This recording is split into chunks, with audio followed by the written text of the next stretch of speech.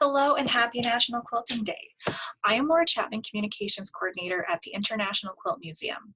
If possible, we hope to reschedule our National Quilting Day festivities originally planned for today on a future date. In the meantime, we here at the museum wanted to honor and celebrate this important day by providing a virtual National Quilting Day experience for all of you online.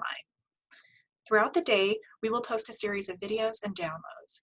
These will include short lectures, demonstrations, and even a couple of activities you can do at home. We wish you all the very best on this National Quilting Day. Before we begin with a short talk about why we study quilts, I would like to thank our National Quilting Day sponsors. They include the Lincoln Quilters Guild, Lincoln Modern Quilt Guild, Nebraska State Quilt Guild, AccuQuilt, Aurifil, Handy Quilter, the Bernina Sewing Center, Cosmic Cow, So Creative, and the International Quilt Museum.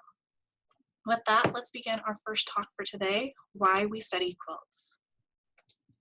Located at the University of Nebraska-Lincoln, the International Quilt Museum is home to the world's largest publicly held quilt collection.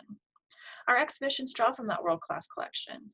It includes quilts from the 1600s, works from today's artists, and everything in between. We represent more than 55 countries and growing. At the International Quilt Museum, quilts offer us a way to see, understand, and uncover the world. A little bit about our story and how we came to be here. The International Quilt Museum's legacy started when Nebraska natives Artis and Robert James began collecting quilts in the 1970s. With an eye for beauty as well as posterity, Robert and Artis worked with experts to develop their collection. After decades of collecting more than 1,000 antique and contemporary quilts, the Jameses wanted a permanent home where those pieces could be studied, preserved, and shared. In 1997, Artis and Robert James donated their quilts and created a generous endowment to establish the International Quilt Study Center at UNL. In 2008, the museum opened on the university's East Campus. Construction was privately funded through donations made to the University of Nebraska Foundation. Our environmentally sustainable building also offers space for lectures, receptions, classes, and meetings. We opened a 13,000 square foot expansion in 2015. The addition doubled our gallery and storage space. It also features a digital gallery where our visitors can examine high-resolution images of our collection. You can also view many of those quilts on our website by visiting www.internationalquiltmuseum.org, clicking on collections, and then selecting search the collections. And there are a number of different ways you can search for your quilts there. Since our beginning, the International Quilt Museum has been a dynamic center for learning and discovery for artists, scholars, and visitors. We cultivate and care for our collection, sharing it through exhibitions displayed here at the museum, as well as in galleries and shows around the world. Our museum has the world's largest collection of publicly owned quilts, as well as one of the most comprehensive. The collection includes one-of-a-kind examples that showcase unique artistry, and over the years, we have acquired a number of significant collections. And at the International Quilt Museum, we do more than collect and display the quilts. We study them to gain a better understanding of our history and world. People often think of quilts as simply functional or decorative, but they can be so much more. Quilts are an intimate portrait into the lives of people. They tell the stories of individuals and communities. One of the reasons we study quilts is to learn about our social history. For example, in this quilt made in 1867 by Lucinda Ward Honstein of Brooklyn, New York, it reads almost like a social history textbook. Known as the Reconciliation Quilt, this piece documents events in the United States in the years following the American Civil War. During that time, the country abolished the practice of slavery. Blocks such as the one of a Black man, a former slave, announcing, "Master, I am free," represents one woman's understanding of important national events. In other of the 40 blocks, the maker also presents stories on a smaller scale of the domestic and social life in her community. She depicts a washerwoman, an ice cream seller, and sailors from the nearby naval yard. Observing this quilt, we can get a genuine feel of 19th century life in New York City beyond what we read in books. We can also learn about women's history through quilts. In the 19th century, much of our American history focuses on the role women played within their family, but women also had active lives outside of the home.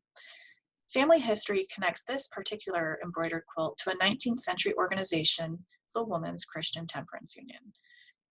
This organization worked against what they called the evils of alcohol, and the quilt was likely made as a 50th birthday gift to Frances Willard. She served as the second president of the Women's Christian Temperance Union, also known as the WCTU, and she was elected in 1879 and went on to serve for nearly 20 years.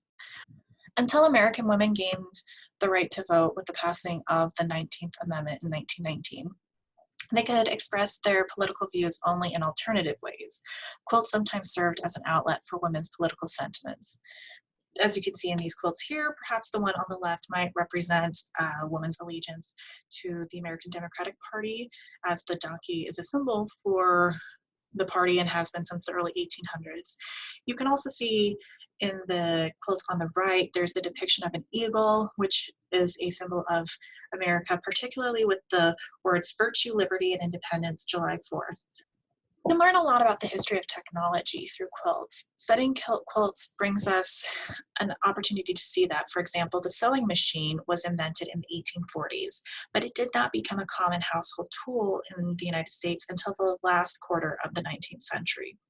Although women were immediately attracted to the machine for helping with their piecing or patchwork, they were less enthused about it as a way to work for quilting.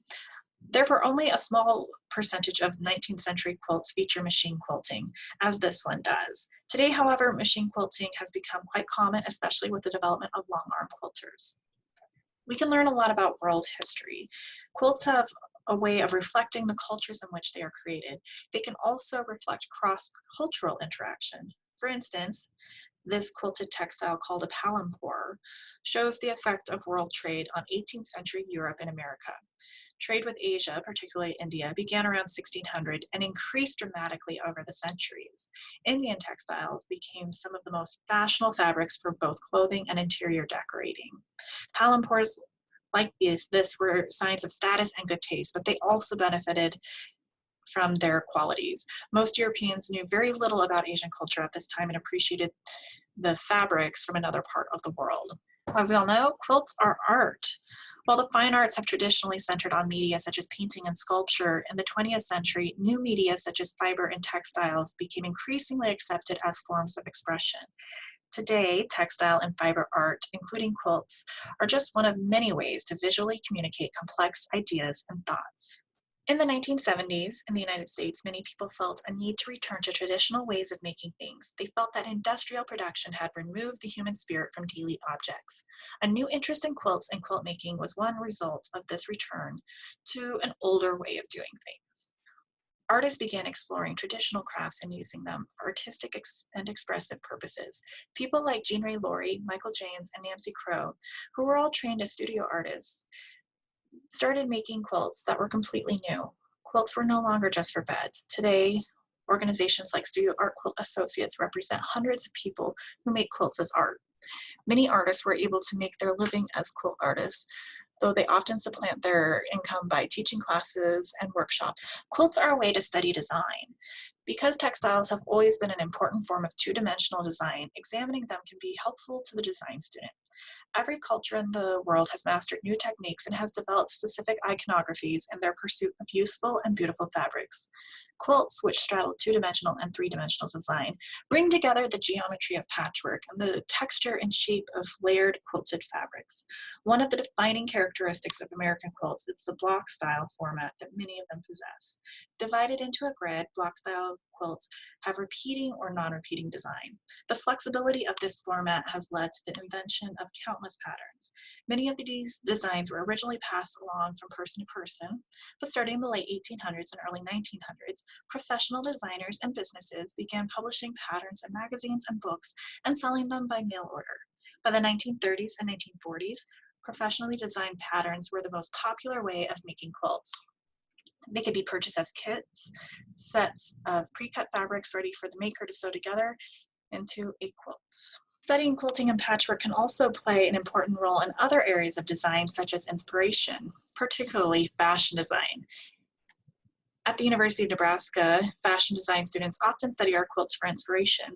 For instance, in these pictures you see from 2011, students produced garments produced by French quilts and clothing that were on display in an exhibition of our quilts from Provence, France. Here are some of the pictures from that exhibition, as well as the informal fashion show students produced during our symposium that year. Throughout history, quilts have also been used to mark significant occasions, memorials, and celebrations. The museum's collection now includes more than 140 panels comprised in the United in Memory 9/11 Victims Memorial Quilt, which honors those who died in the terrorist attacks of September 11, 2011. With needles and thread, quilt makers expressed their grief and paid tribute to the 9/11 victims. Quilting is a living tradition. People make quilts all over the world every day. The quilt market is a multi-billion-dollar industry, and it is also an outlet for creative and emotional expression. The history of human experience from families and communities to politics and business comes to life in quilts. Thank you so much for watching this video. I hope you enjoyed it, and I hope you will check out some of our additional videos to come later today. With that, happy National Quilting Day and take care.